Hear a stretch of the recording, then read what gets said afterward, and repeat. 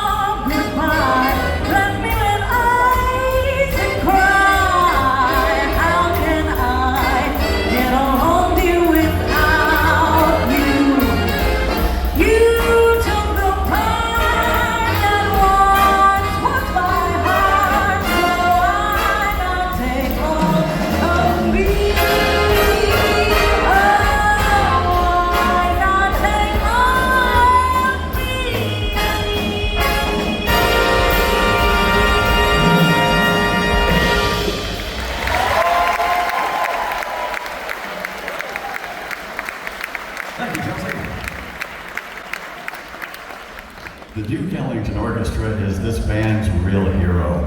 The Duke managed to crank out well over 1,000 great tunes for the big band library of our nation, and all of those works just have a special class and style to them. We're going to play one of our favorites for you now, take you back to the elegance of the Cotton Club as we play Satin Dawn.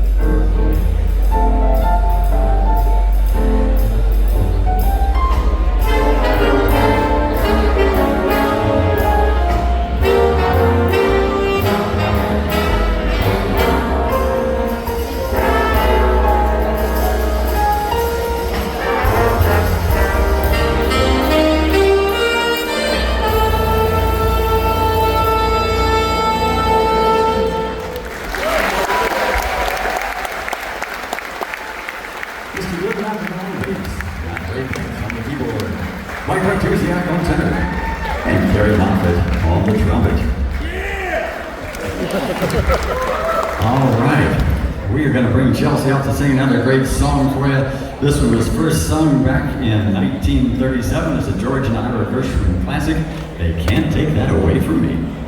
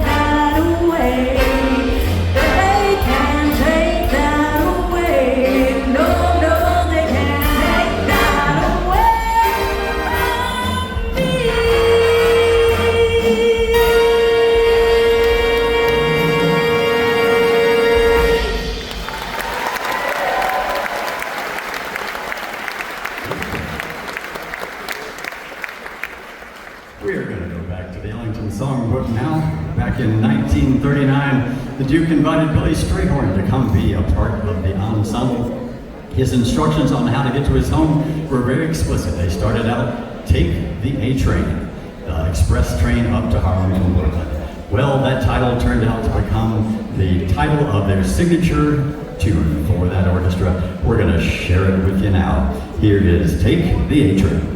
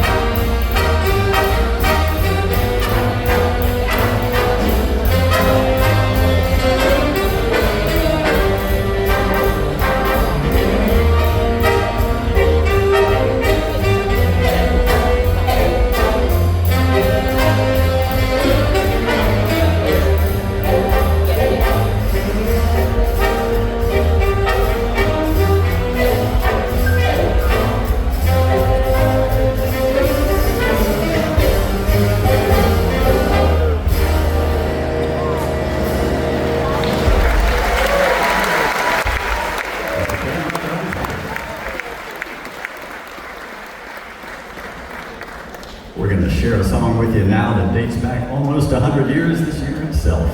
It was one of the first tunes ever to be heard in a talking motion picture. Chelsea's going to sing it for you now, the Irving Berlin classic, Blue Skies.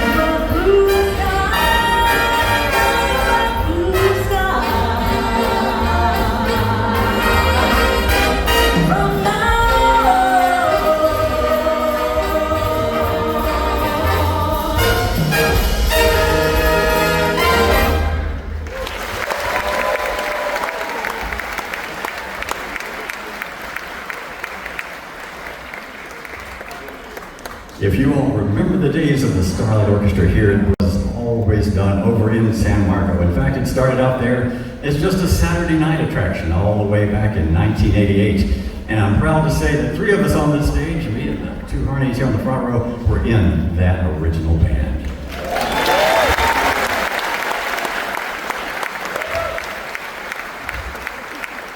Most of the other folks standing up here with us today also spent time with the Starlight Orchestra here, and we are thrilled that we continue to keep getting to do this great music at the Williamsburg Classic Swing Orchestra, and coming back here to visit Busch Gardens on this big anniversary is just the cream of the cake for us. We are going to bring back that sizzle and heat that even on the hottest day in June and July, we would even make it just a little bit hotter with this great Benny Goodman classic. You may feel like you need to jump up and dance in the aisles. Here's Sing, Sing, Sing.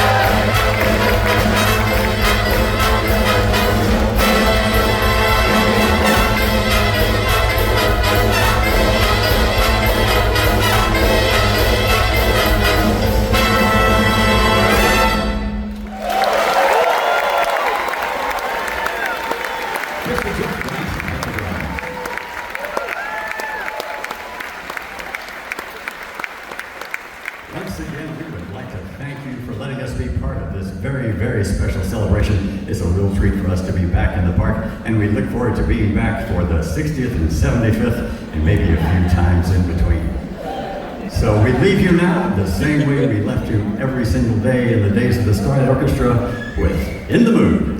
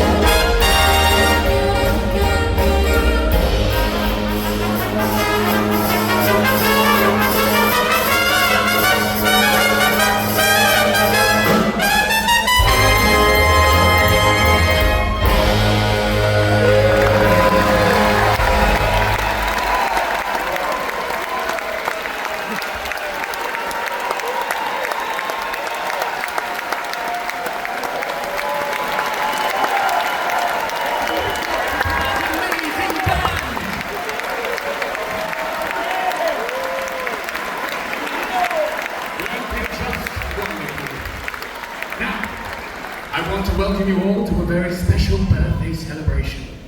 As you know, Busch Gardens is turning 50 years old today. Let's hear it for Busch Gardens! Now, I know you are all here for this magnificent birthday celebration. So first thing I want to do is sing a very quick happy birthday to Busch Gardens. So everyone follow after me. Happy birthday to you. Happy birthday to you. Happy birthday, Busch Gardens. Happy birthday to you.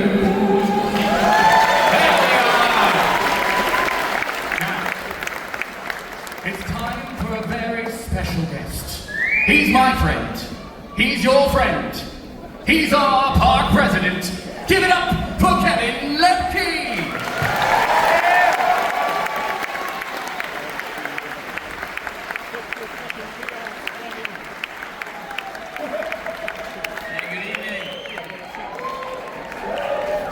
Thank you so much for coming out. Just a momentous occasion for the park, kind of surreal, talking 50 years. I remember being here for the 40th in a different role, but hard to believe that the decade flies by. But just thank you for coming and celebrating with us. Thanks again to our Starlight Orchestra for their opening performance.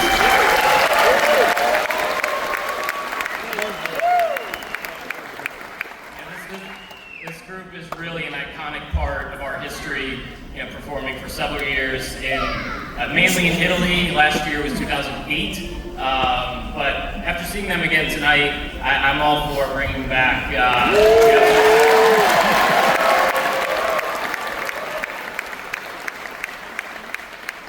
So I hope you've enjoyed some of the special offerings throughout the day. We had our 1970s cover band Trademark, who I heard at the Fest House. They were excellent. We had 75-cent beer. We had the great iconic, 50th decor, and a special shout out to Brooke. I don't know if she's in here, but she works for our entertainment department. She hand carved that beer stein out in Oktoberfest, and it's incredible. So.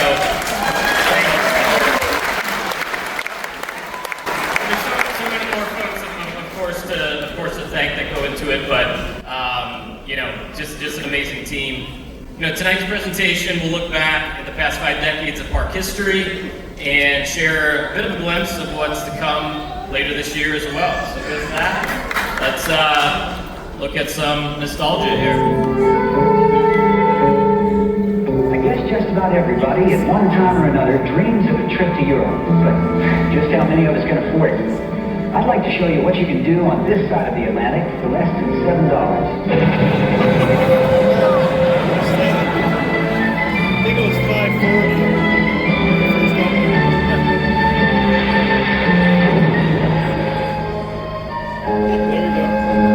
This is the old country, now being built by Busch Gardens at Williamsburg, Virginia, near Washington, D.C. And this book will help you plan a visit this spring when the old country opens. For your free copy, write Busch Gardens, Williamsburg, Virginia, and start planning to join us in the old country on this side of the Atlantic.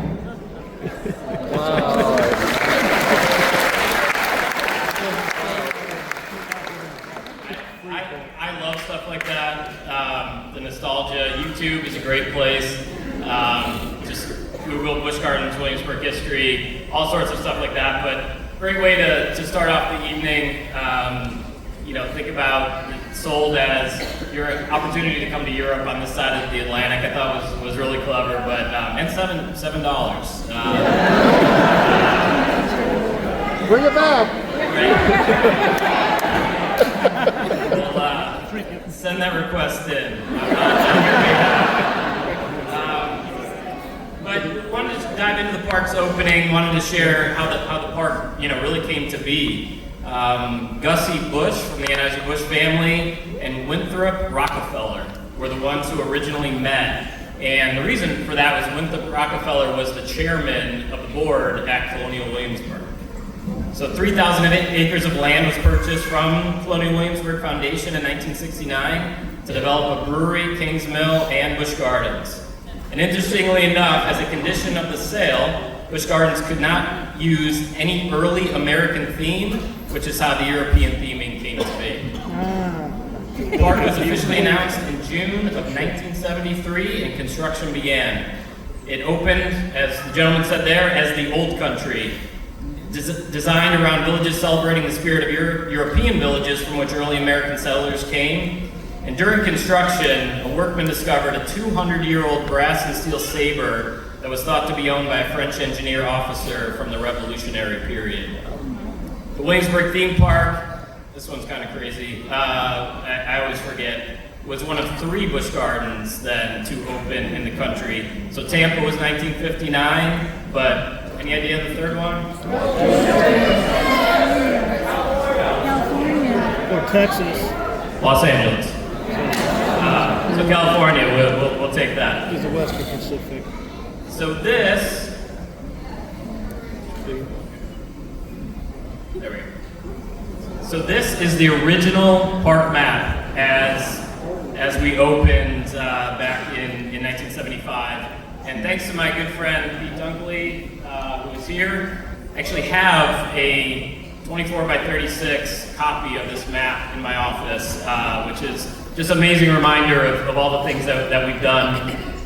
What you notice probably the most is there's some countries from today that aren't there. So Oktoberfest did not exist when the park opened.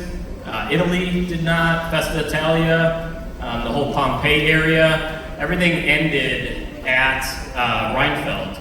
So the Willkommen House was the original Fest House in 1975. And then in 1976, we'll talk about, is when Oktoberfest actually came along.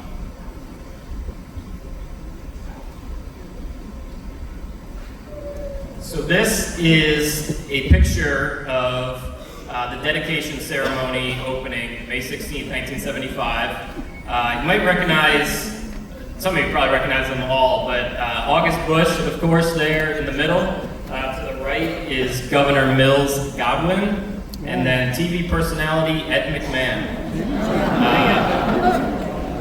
Some of you were like, I know, I can't place it, but that's going to be a theme. We have some other celebrity call-outs here in a minute. But more than 6,000 park guests, led by the governor, opened it that day. The governor said, "The gardens are a monumental achievement measured by any standards."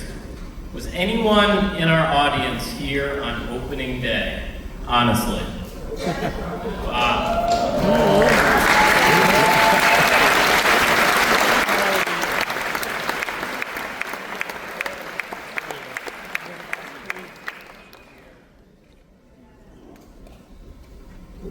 So on that day, leading up to that day, I should say, construction, great fitting picture. The building that we're in right now, the original Globe Theater, based on a theater outside of London that originally opened in 1599. Ours, twice the size of the original. For the history buffs, the original was torn down in 1644. But this building, I think one of the best theaters really you're going to find anywhere in any theme park in the world, and we continue to there's no other place we should have it than the Globe Theater. Just so much history there. We have our Rhine River pre-Loch Ness. So you can see the railroad trestle in the background. But this was pre-Loch Ness, and when the bridge was being built, the Rhine River is man-made. We did have some photos, not as good as we would have liked, but before the Rhine River had any water. But that is a man-made body of water there. And then some great shots here of what was known, or is still known. It's interesting in history, you see the original names like Banbury Cross, but you also see terms like England used even back then as well, kind of interchangeably. But this was, you can see the Emporium and then the candy shop as well. It looks very, similar in architecture to today. And then construction of the Willkommen House, and you can still see the gazebo. Also here today, a lot of suits. I worked, as many of my friends here, worked for the company when there were a lot of suits happening. A little more casual now, but definitely some great years there. So 1975 to 1985, highlight a few of the great kind of beginnings of the park. So the Busch Gardens Railway, Aeronaut Skyride, the Scoot Log Flume, Kinder Carousel, the Catapult, and Rhine River Cruise are all opening day attractions that are still operating today. So,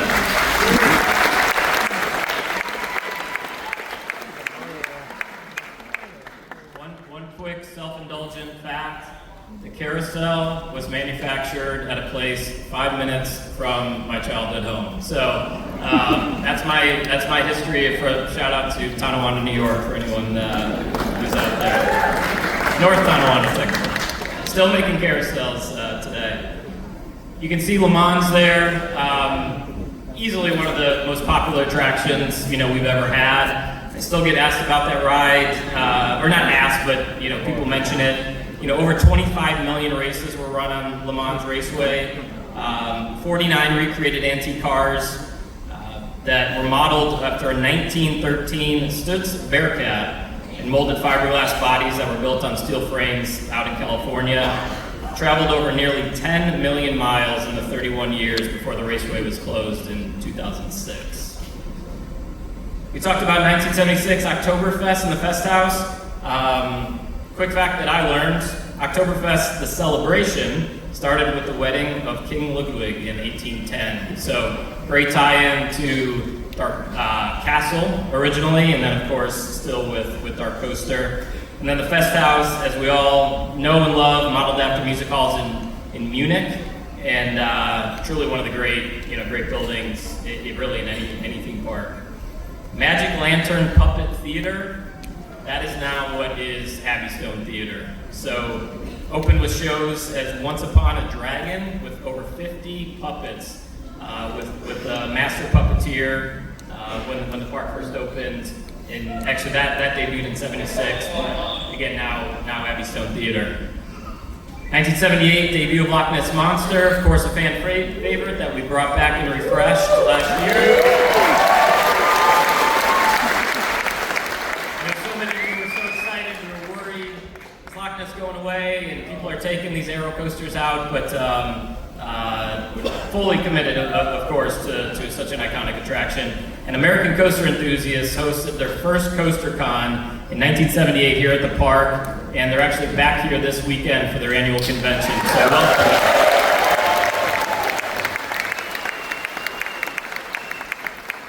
And then in 1984, last but not least, we opened the Big Bad Wolf.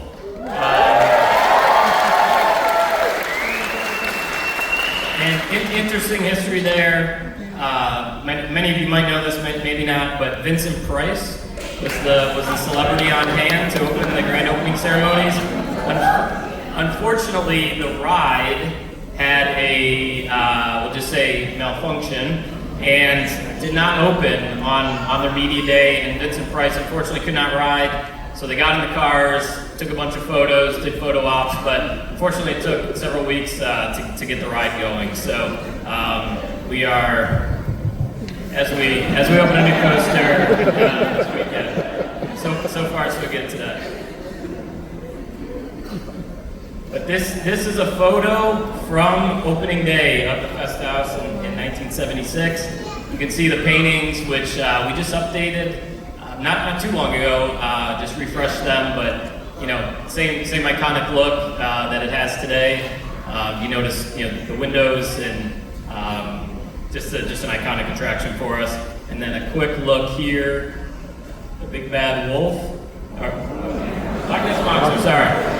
Loch Ness Monster under construction, skips ahead.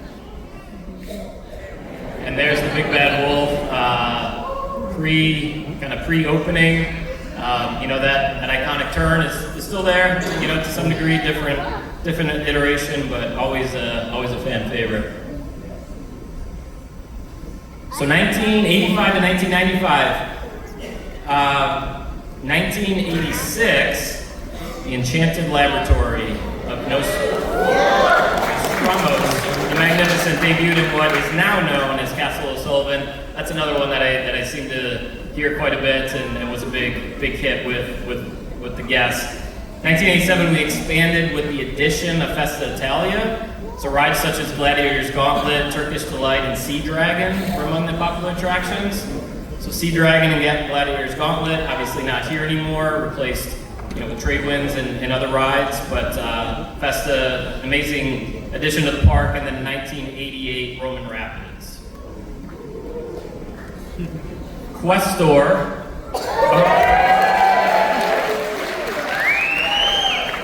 It's almost like I intentionally picked out the fan favorites just to get make myself feel a little better up here.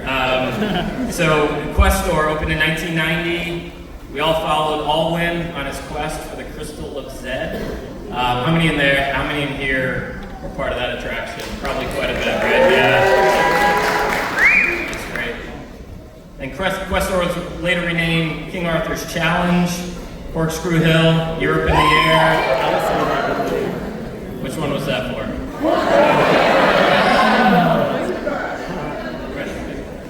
All right, Corkscrew Hill and Questor. We'll put it on the list. And then Drachenfire, 1992. So another celebrity sighting.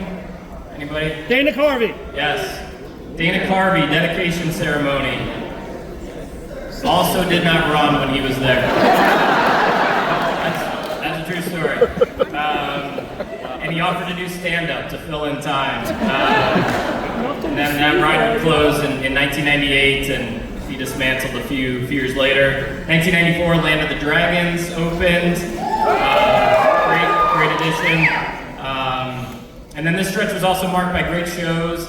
If you remember the Canadian Palladium, which is where the Catapult resides right now. So great shows like Good Time Country, Good Time Jamboree, Distressed in the West, and James River Jamboree, but a great live music venue. A couple of quick photos here. Roman Rapids as it existed when it opened. No cover on the bridge. I guess it was cooler back then, maybe. And then a great, somewhat undated photo. We all sat around the office, and based on the tube socks and some of the things, we're able to get it within, we think, a couple years. So we thought that squarely in the 85 to 95 range here. And then 95 to 2005, this, to me, when I look back at the history, this is where the park really kind of exploded. Got into our B&M coasters. So busy few years. Escape from Pompeii in 95. Wild Dizzy, which was the Wild Mouse. Which was eventually shipped to Tampa. And then actually even shipped, I think, somewhere else after that. So that ride has had a long life. Alpengeist 1997 and Apollo's Chariot.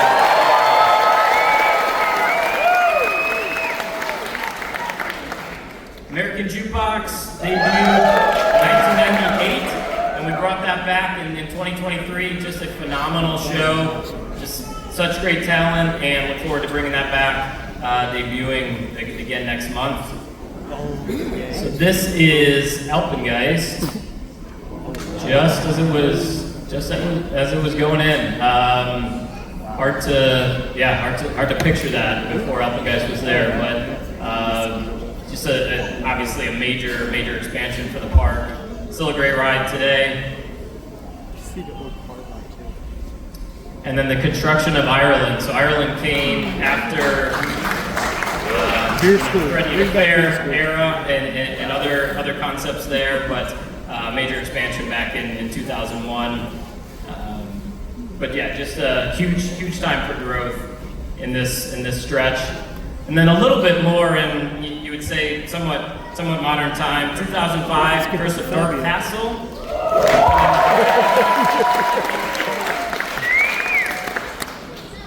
And then we added 3 thrill rides during this time. So Griffin, 2007. Mock Tower in 2011.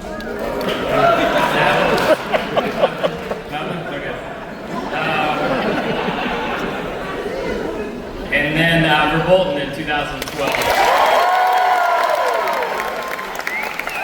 And I don't have any, I do know what's going on with it, obviously, but I don't have a definitive date, but don't hold me to this. Hopefully in the next, we'll say 30 days, we're back with Verbolten.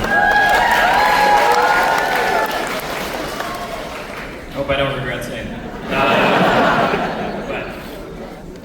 We're on our way there. 2009 launched Christmas Town. It's really hard. It's hard to think of the park, before Christmas Town. There's some folks in the audience today that we're going to introduce. They remember when the park closed at Halloween, and they didn't show back up to work until February. I'm exaggerating, but close. Now it's, as you know, we operate it every month, and the Christmas Town, just a no-brainer addition to the park. And then also opened Sesame Street Forest of Fun in 2009 as well.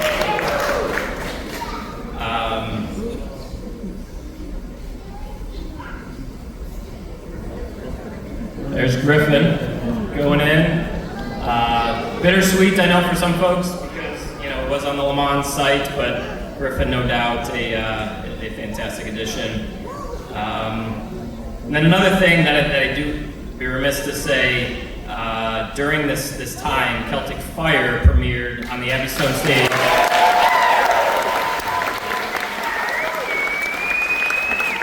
In 2010, and I can say definitively now, it has been voted again the #1 theme park entertainment by USA Today.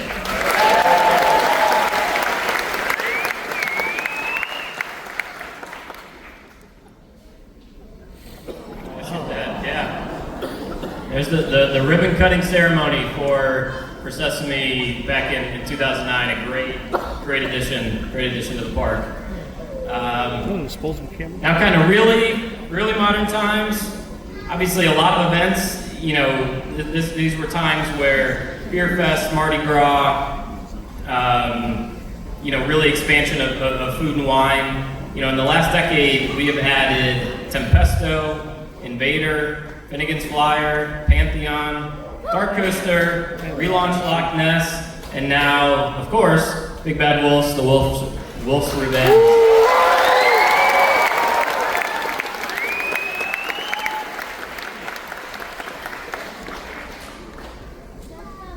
So a little throwback photo here of Invader going in. Just a great ride. It was 46-inch height requirement, filled a little bit of that gap after the Big Bad Wolf had left. But now, awesome to see that the new Big Bad Wolf, 42 inches again, so it just expands it to a whole new audience. Then a quick shot, Finnegan's Flyer going in. This was 2019, and it hasn't all been coasters. For the folks who remind me often, it hasn't all been coasters, but darn close. But such an amazing history. Our team is so proud to be, the stewards of this treasured attraction. We appreciate your loyalty, of course, and I couldn't do it without such a tremendous team. And we're going to take a quick moment to recognize some amazing folks. The first one is some great leadership alumni, and I'm going to ask them to come up on stage real quick, and we're going to show you here. Oh, thank you. I'm slow on the clicker here. But the number is the number of years at the company and or park, and just a tremendous accomplishment. So if I could ask you real quick to join us on stage. Many of these folks are here with us.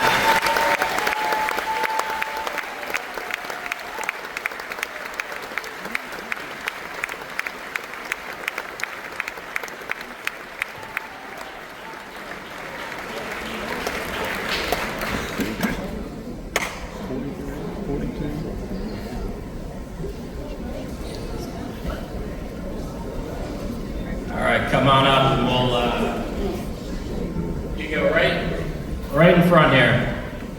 Take a minute to recognize you. So these are leaders that all the things that you see, it's the only way that stuff gets done.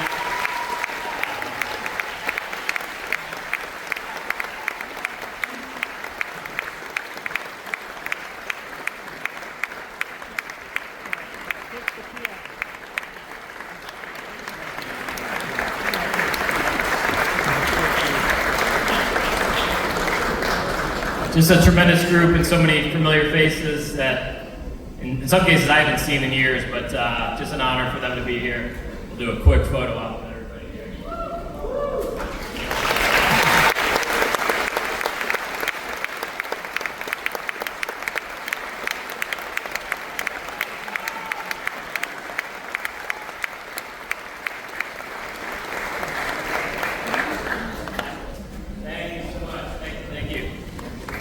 And now I want to take a quick moment. We have special guests. You guys can start coming up. These are folks. You want to hit the slide? There we go.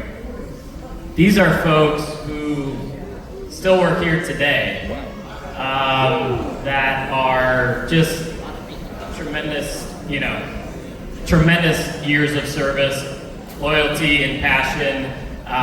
Can't say enough about what a great team it is. Again, allows me and others to do what we do, and yeah, just amazing work. So please come up for a brief get together.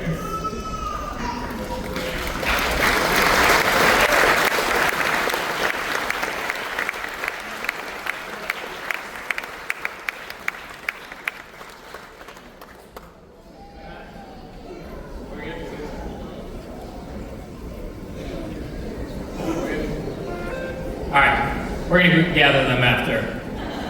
Maybe a little bit too many people. But yeah, just a tremendous thanks there. What I want to do now, before we get to some great announcements about some things coming up, this mic, introduce Donnie Mills, who was our park president. Been with the company, you might have seen, well over 40 years, spent many years at this park, not only as the park president, but then overseeing it in other capacities. Personally, he was a tremendous mentor to me and allowed me to continue to grow with the company, and I'm forever grateful for that. So honored to have him here, and I'd like for him to say a few words.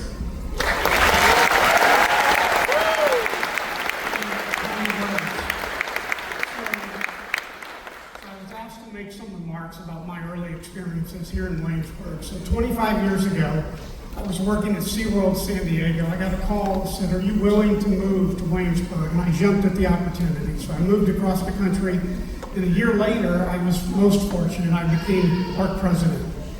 Although I had been here times before during my career, I never had spent time here. So I really didn't get to know the park, and I certainly didn't know the people. This time I had a wonderful opportunity, and I got to know this park so well. The iconic rides, like the Loch Ness Monster. Many of you know that was the first coaster anywhere with interlocking loops. The Big Bad Wolf, the suspended coaster, its last drop was 99 feet, swung out over the Rhine River at about 50 miles an hour. One of the things that I found really interesting about this park was the food. And what I mean, it was so sought out. People, I think it actually drove season's pass visits. But the wonderful fare in Italy, of course, the mile-high corned beef sandwich in the Fest House and other goodies there. And then everybody's favorite, I think, was the, what was that? Bring it back. And I'll speak to Kevin. And then everybody's favorite, the chicken ribs and brisket at the smokehouse. And the guy who made all that happen, leading the team, right here is Franz Katinka. Franz, stand up.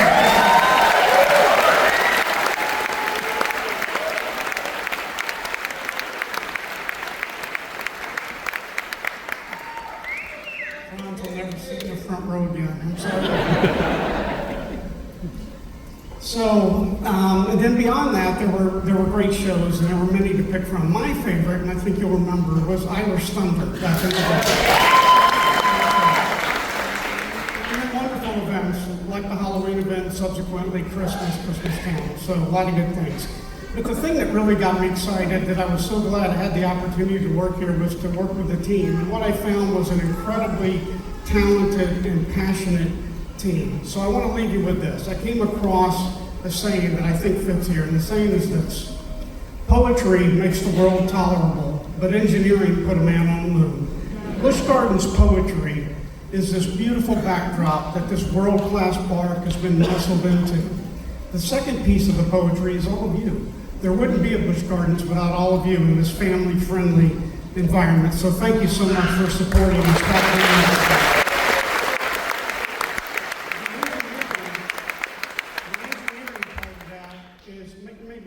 But the engineering part of that is the know-how and all the work and passion that goes into developing and identifying new attractions for this park, like you have another one opening next week. So thank you for your support over the years, and thank you very much for being here today.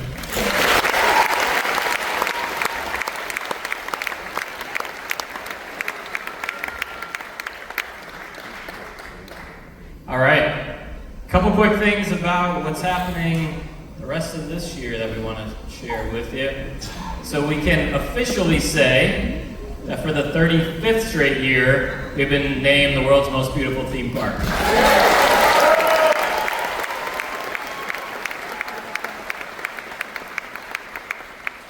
Just an amazing accomplishment. Again, thanks to the team, and it's something we take so much pride in, and thanks to the Historical Association, and just a tremendous honor for us. We have, as part of our 50th anniversary, a brand new show in the Fest House. Debuting on June 13th, We Are Oktoberfest. We'll take the stage. This show celebrates 50 golden years with a German twist. Enjoy live music, traditional dances, audience participation, all led by a Burgermeister MC.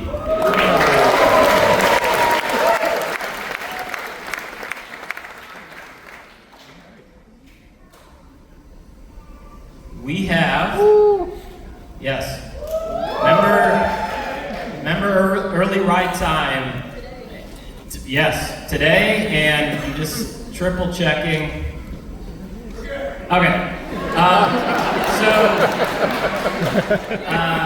so we have member ride time in Oktoberfest, including Alpengeist, Dark Coaster, and some other rides. It is scheduled 9:30 to 11, but for Big Bad Wolf, we're looking to have that open by 7 o'clock.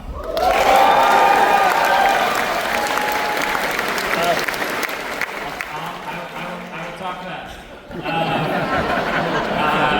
So yes, that is happening, and then continue tomorrow and Sunday from 11 to park close. So if you don't get to it tonight, plenty of opportunity all weekend. The weather looks great, so it should be a great weekend for it. And then the grand opening ceremony. If by some chance you're not sick of me talking at this point, you can come hear me talk on May 23rd at 10:30 in the morning. We're going to do a great grand opening ceremony, officially open the ride to the public, so hopefully we'll see you out there. And then an all-new event is Coasters After Dark. So, thank you.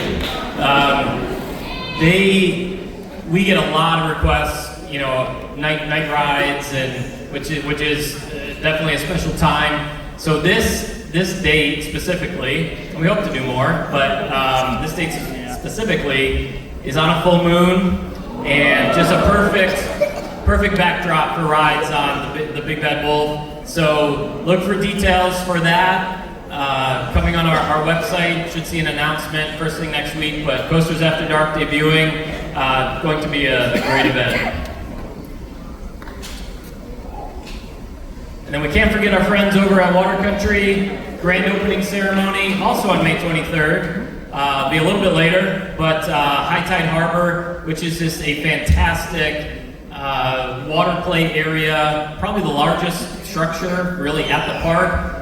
The addition just looks tremendous, and elements that we just have not had at that park before. It's where H2O UFO was previously, and that is going to debut for members actually starting tomorrow and Sunday. It's going to be almost 90 degrees tomorrow, so might be a great time to check it out. But then grand opening Memorial Day weekend on that Friday on May 23rd. And then one more. We are debuting an all-new event at Water Country USA, also a night event called Aquaflow. So this is a whole new way to experience the park.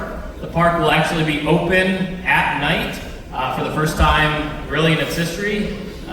Most of the pools and the areas were not designed for night operation, so we've done the work to illuminate the park in the evening, and this is a very successful program for our parks down in Orlando. Again, just a whole new way to experience the park.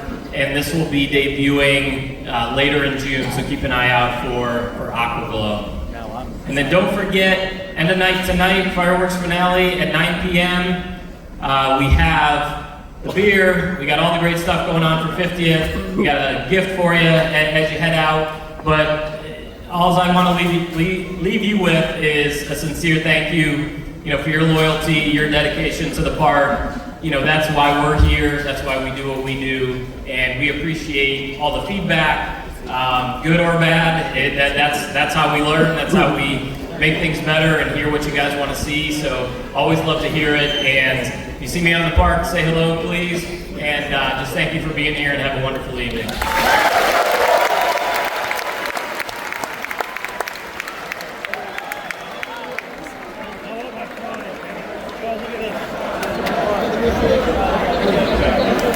Okay, say hello. Thank you.